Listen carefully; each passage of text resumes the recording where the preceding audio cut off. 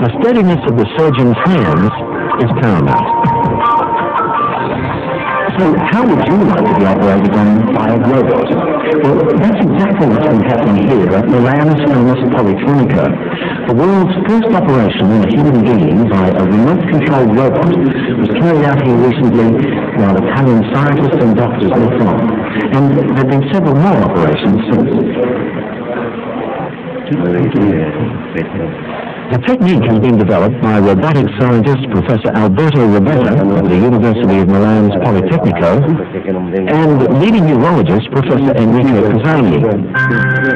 The first robotic operation on a human was carried out in Milan's Polyclinic in April 1995. Then on September the 1st, 1995, Professor Pisani directed and controlled this operation, a prostate biopsy, while the patient was in an operating theatre in the Polyclinic, and he was sitting at a computer in front of an audience of several hundred scientists several kilometers away in Milan. The setup here at the moment does not involve a live patient.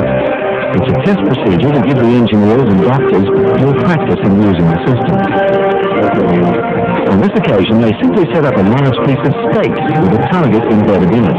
In this case, a small balloon of water, which is meant to represent the lesion or suspect area on a prostate gland.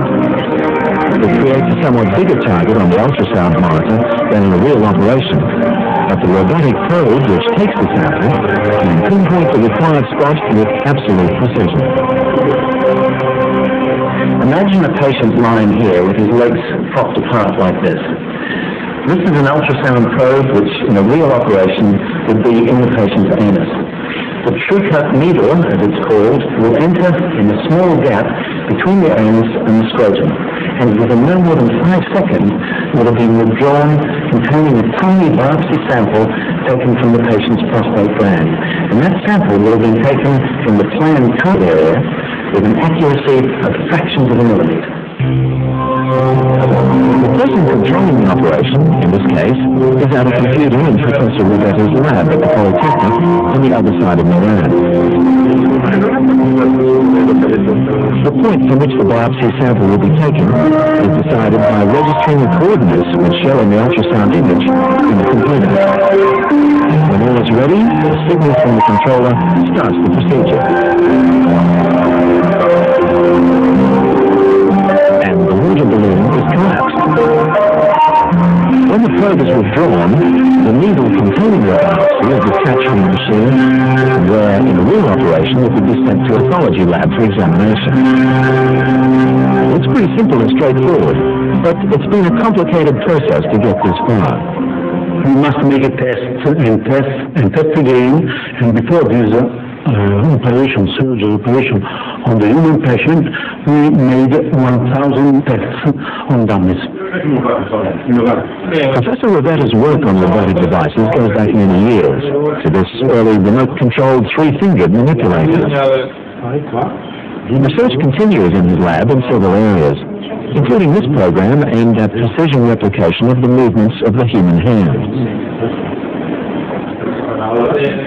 In another experiment, an operator in Professor Robetta's lab can water plants in a small garden in another lab in California.